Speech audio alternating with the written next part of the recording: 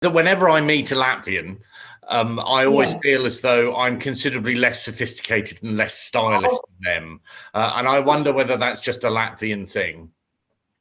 Well, of course, it's Latvian thing. We're internationally known for, amazing aesthetics and good taste, and so it goes. I mean, I could continue for the rest of I mean, I admire it. I'm also really irritated by it, but I'm just and also they're very good at sarcasm. I seem to remember that they're very big on sarcasm, not unlike the Poles. Well, we've been occupied by every single neighboring country we have, so of course we're good at sarcasm. It's you wouldn't survive otherwise. Okay, right. So I mean, there was a serious question there, and you have responded in an equally serious way, which is helpful. So I feel suitably educated. Tell me why we're speaking. Riga Jurmala is launching an actual festival next year, is it not? Yes, I guess we're probably one of the first ones who have announced next season's program. We actually wanted to do it already in August, but had some last minute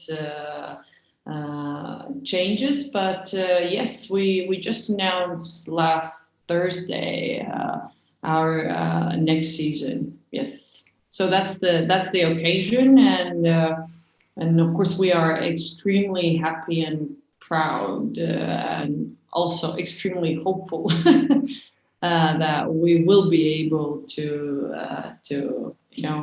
have it in the planned way. Does that suggest then that you are sort of launching this on the basis that there may be a possibility that this doesn't go ahead? Well, I guess,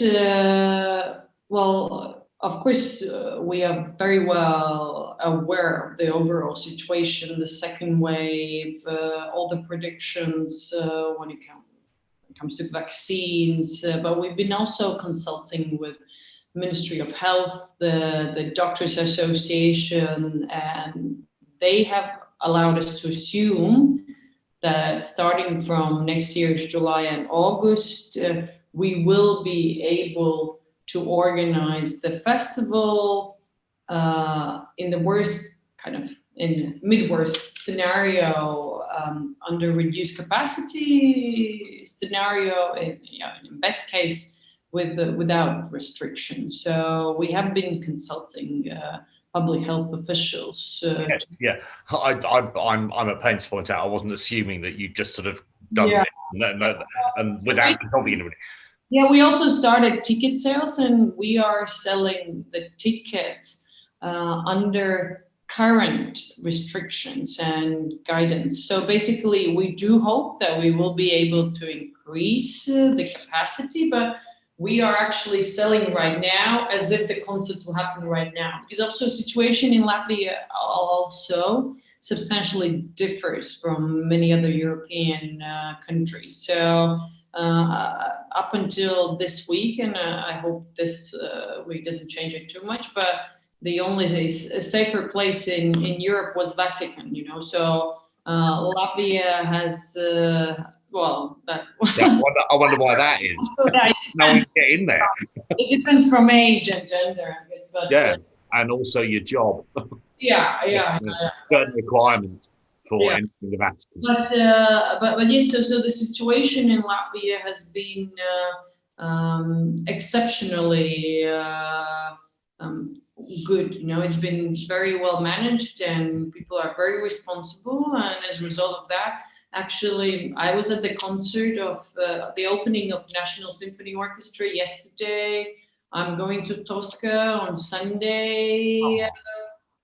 So things are, museums are open, theaters are working. So it's a bit of a different situation here, and we hope that it's not pure luck. It's a result of policies and very agile kind of reaction of the government, and having consulted with public health officials, they allowed us or persuaded them that we can feel pretty safe to announce the program for next July and August. Of course, there's still a chance, and nobody knows, what will be the second or third iteration of this all. But if in the worst case of scenario, I guess all of us will have to. All of this won't matter anyhow, So that's kind of how we. I ask because I have been really mindful of what impact announcements have on this particular sector, not only in the host country, but also in the international community. And I have almost become quite obsessed by how just the arrival of a press release announcing something has an emotional impact on me, because it makes me go, hang on, people are thinking about next year, and in other parts of the world, actually, this will return and this is going to happen, and actually it is happening. So I wonder whether as a director of this particular festival, you are aware or in any way mindful of how making those kind of announcements can have a positive impact on your brand. Very much aware, and that's why and we actually had very lengthy discussion with Martin Engström and Miguel Esteban, who actually thought we should wait until November, if not March. But part of my reasoning is that it's been a very difficult year for musicians, for arts institutions, also for the audiences. So I want to give them something to look forward to. I want to confirm or reassure, confirm that our confidence and belief, both in the idea of the festival, in music community, and actually in the country, meaning in Latvia.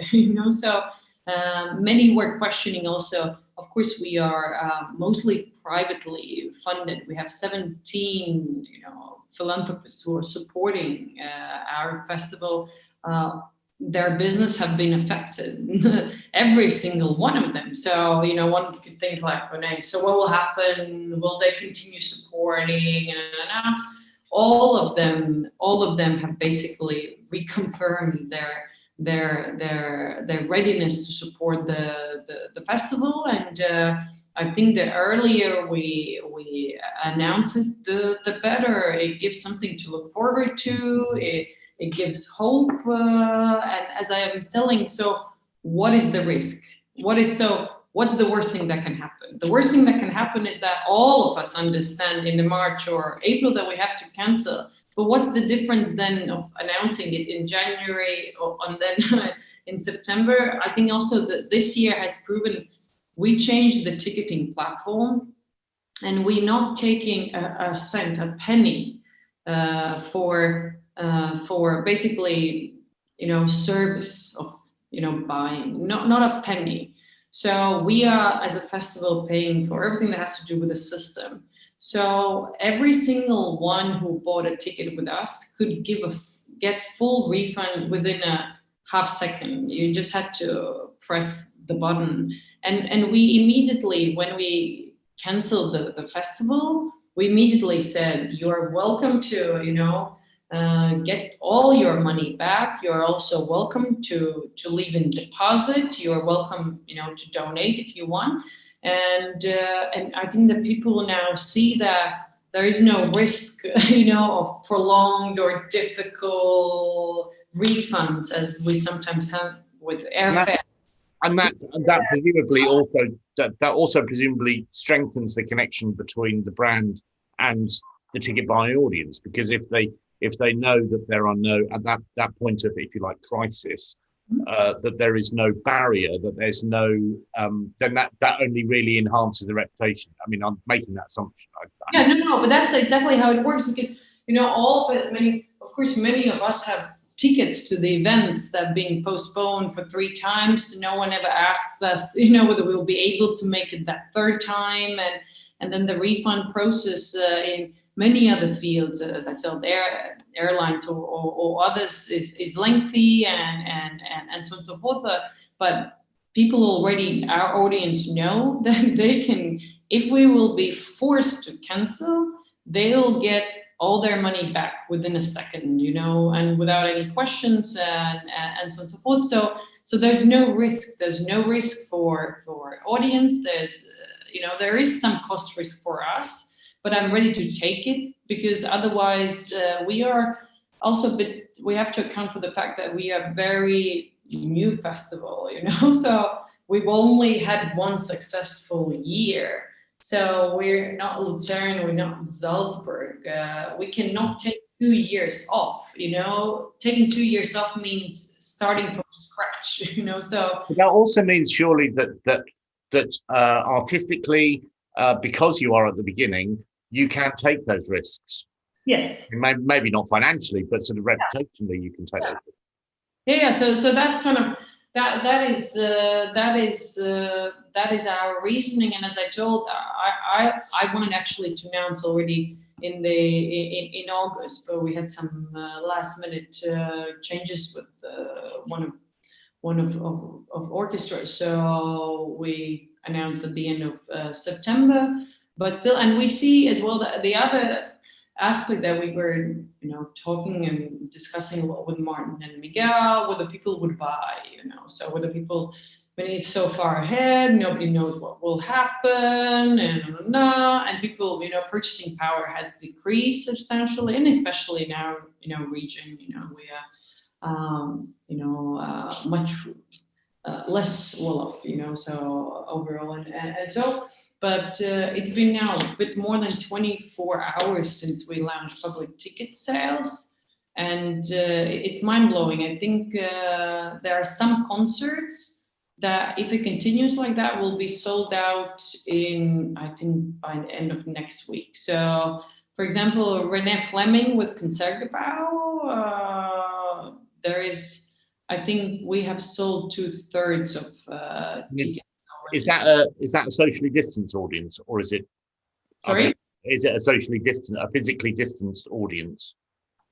Do you mean, is it mostly local audience buying the tickets? No, I mean in terms of, are they having to wear masks? Are they having to sit 2 meters apart? Yes, it's basically, as I told, we are currently selling the tickets based on the requirements that are, in force right now. So right now in Latvia, it's 2 seats apart, and it's basically a zigzag structure that you have to have in all halls, but you are not yet required to wear masks inside. So yesterday I was at the launch of National, as I told, the season of National Symphony Orchestra, and people who choose, they wear masks, but it's not yet required, because as I told, for all summer we've had very few cases overall. It's just starting, so they might introduce masks from next week or week after, but not at this point. Can you tell me? I will probably cut this. I will probably write an introduction which covers all of the repertoire, but I wonder whether you just give me some highlights of the artists who are now appearing. I mean, I'm presuming that it's very different from how it was when we met last year. No, actually, it's the concept has not changed. So we're still looking at 4 weekends, each weekend anchored by one major orchestra. I guess the biggest difference is the fact that this year is a result of 3-year planning. So some of the artists and some of orchestras we approached already 3 years ago, so I guess that's the main difference. But so yes, we have 4 orchestras. We have Bavarian Radio Symphony Orchestra, which is our orchestra in residence. We have Concertgebouw. We have St. Petersburg. with Temercano, and God, there's always this like. I feel like I'm now testing you. I can see your face going. No, it's full always. on ahead. We have, God, I should know. It's just that we have one change in orchestra, and it's a bit of a secret. But I'm now Okay, that's fine. Secret's fine. to keep a secret, but there will be a surprise announcement in November, as we were saying in our press conference. It might be a fifth weekend, it might be some special artists, so let's see. But yes, so I'm sorry. So you're such a tease, aren't you? You're good at the teasing thing, aren't you? Yes, that's but yes, sorry. So of course, Chicago Symphony Orchestra with Riccardo Muti is the fourth one, and yes, we still have the daytime concerts with young and up and coming, and evening recital with major soloists. I guess this year is a bit different, that we have quite a few of major opera singers, which was something that public asked from us the last 2 years. Why there's so little singers? Latvia is a country of singers. Yes, yes, indeed. Yes. So we are making up for it. But other than that, I think it's basically in line of what we've been doing for first 2 years. Yeah, I'm reminded of another thing that Latvians do, which is that all the Latvians that I've met, that when they talk about things, they're very like, yeah, no, we do this, we've done this. And there's nothing really. They play it cool. They're very laid back, and like I say, I like that, and I'm annoyed by it. What has kept you awake at night over the past 6 months? Well, the first 2 months, starting from announcement of emergency state in case of Latvia on the 12th of March, it's probably been emotionally and otherwise one of the most difficult periods, I guess. And the worst part in all of this was the level of uncertainty. So for 2 months, we were working on 4 scenarios, constantly reworking budgets, plans for each of them. And then every morning or evening, it's like a roller coaster, basically. One moment you think, no, we can still pull it through. No, we can't. No, we could still do something. We could do half of it. No, we can't. No, so it was basically 2 months of both hard work, constantly planning, replanning. Can we do it in reduced format? Can we do it, can we move the dates, can we move the halls? Can we move everything outside? So lots of scenarios were constantly basically developed and calculated and so on and so forth. So I guess those 2 months of still hoping to do at least part of the festival, at least in some way. We participated in global hackathons when it comes to introducing testing passes, for at least that part of the audience who either have, antibodies or, or have the COVID application, as at least large part of Latvians already have. So basically trying as well to work with public officials to see, okay, not how we can, how we could still do it. But I guess the moment we made the decision that, it was a month after, a bit more than a month after we announced, after the 12th of March.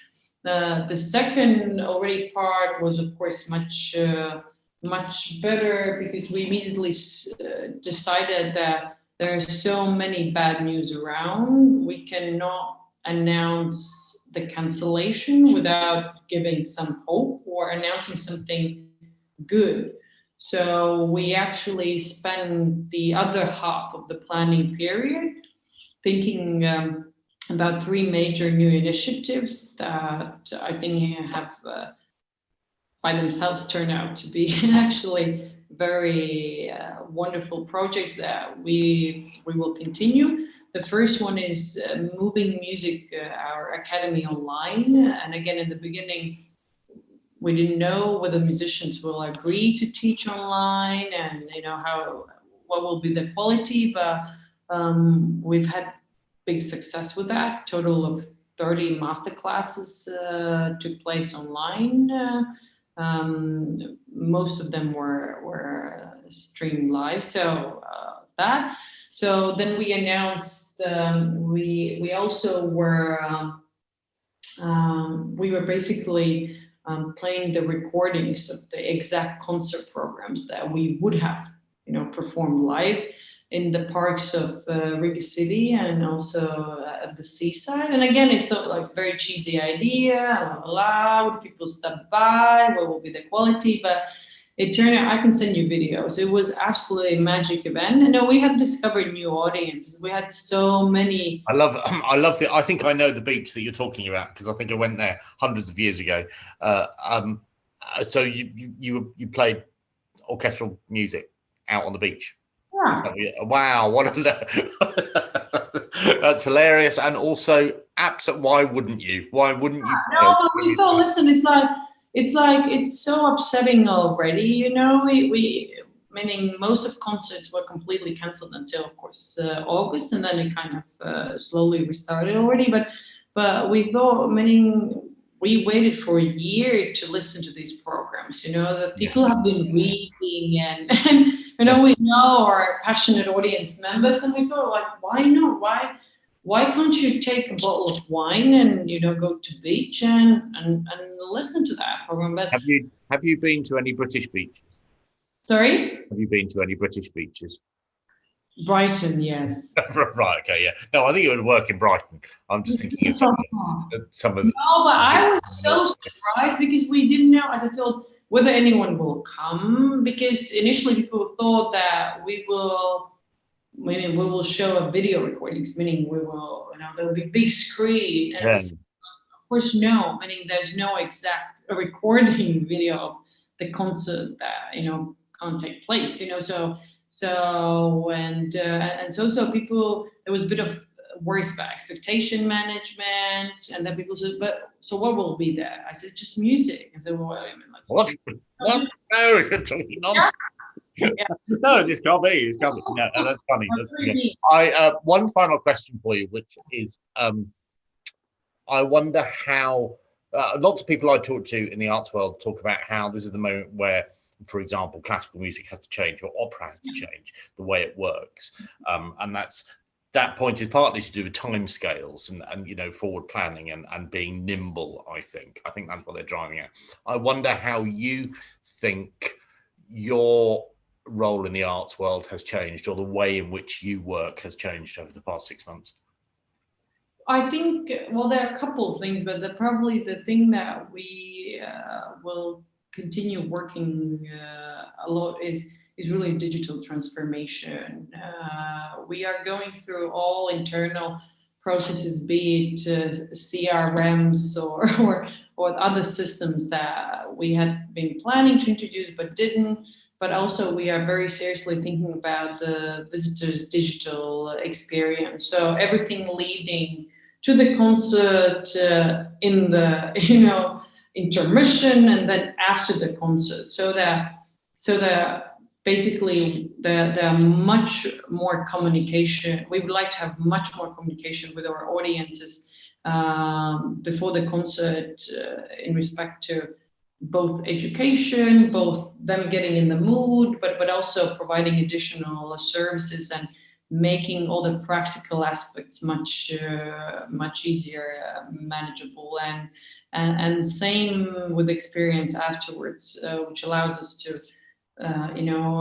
create a community really of our fans and friends. So we are working on digital experience of visitors, but also artists actually the same. So we want to, oftentimes they arrive and we haven't been able, there's always two people in between, their agents, and sometimes the agents don't reply to emails, and then we find out next day that the artist had birthday night before when they arrived in the middle of the night and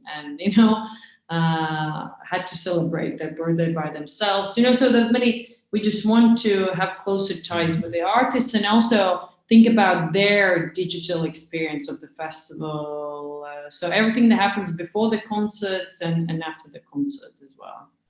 Okay. So it sounds as though actually from you can tell that I've spent quite a lot of time recently thinking about marketing and digital marketing. It sounds as though you're in the market of sort of trying to enhance the experience beyond that one thing that they've booked for, that the festival experience starts as soon as they've essentially hit send or hit subscribe. Yes, exactly. So that's what we are currently working on. Because also I guess the Latvia is a small country, and as I told, in this case it helps. We are more flexible. The average age of our audience is 40, basically, not 70, which would be a usual case in many other places in Europe. So they are, when we launch, all our ticket sales are online, 100%. So the first year, everybody was telling you can't do this, you can't do it. 60% still happen, in person. We said, well, we're gonna try. The selling them physically doesn't make sense. You can't trace, you can't help, you can't be in touch with them. It's very expensive, and we haven't had a single problem. We have also seniors buying. If they can't, they call us. We do it for them. It's not a big. It's not. Oh, I know. But I think what this period has highlighted are, I think for some people they've approached this call for change as being a requirement for radical change, or that if there is change, then it needs to be a complete overhaul. Where in actual fact, the change that I've noticed that's actually hasn't really had very much of an impact on me and now makes perfect sense are very small things. Yeah. So in the UK, for example, I now those test events that I've been along to, and the bar hasn't been. This sounds very British, but the bar hasn't been open. And normally, my concert experience would be go to the concert, buy a drink, look at the program, go and sit in the auditorium. And so the idea that the bar isn't there as an audience member, when I go to those test events, is like, well, it can't be. And actually, I don't really miss it. The only thing that I've come for is the music. Obviously, that's different for a venue because a venue is generating income from that, or profits from that catering thing. But what I'm interested in is that actually some of the smaller tweaks to the experience actually haven't really been that difficult to enable. And this idea, like you say, of printed tickets, I mean, it just seems really. I don't agree. It's tiny. But they make a big difference, and it's like, even you mentioned the bar.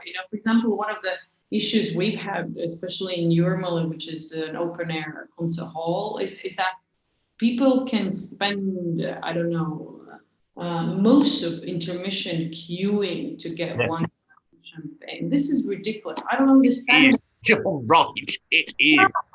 I don't understand why in 21st century I couldn't mean, okay, the intermission starts, and I ordered it before, and they tell me, this is your table, pick it up. So it doesn't make sense, and I think that, meaning you could both maximize an income, that person could drink 3 glasses of champagne instead of 1 if they would have to queue, but also it just makes it more enjoyable, and allows to focus on things you should, rather than being worried whether I even get to the end of the line.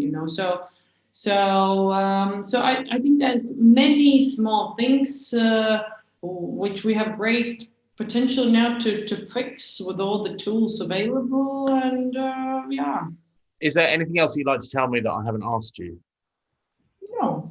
I think that that's interesting, because most people, when I ask them that, they just pause and go, "I'm not really sure." But you were there was no hesitation. There was no. I've covered everything. That's fine. No, of course there are many things, but it's not going to be a conversation. No. As for this moment, we've just launched. We just started ticket sales. so far it's going amazingly, amazing. Well, people are happy. People are buying like crazy, and yes, if let's see what will happen with COVID, but I myself am at least actually very optimistic about next year. I still have the bag that you gave me. Well, not you. Obviously, you didn't hand out the bags at the event, but I still have the bag, and I still have some of the interview as well. So we'll cut some of that with this. Okay. No, well, some of the artists that we were planning to have, for example, King Singers. Yes. They were one of the first ones to be completely sold out. Yeah. So, and they've had, and bizarrely, and possibly because of the world that I exist in at the moment, they've had a remarkable year. I mean, they just seem to have popped up everywhere. Yeah. So we're very happy that we have been able to re-invite some of the artists. Some we couldn't, not because we didn't want it, but because, as I told, we have been planning this year for 3 years. So actually, most of it was already, it was ready already a year ago. So we didn't have that many spots we could move around. But yes, King Singers are part of that. So some of the program actually is moved from 2020. This has been great. I've really enjoyed our conversation, and it's been a pleasure to give you an insight into my which obviously we bought all of this furniture in solely for this interview. I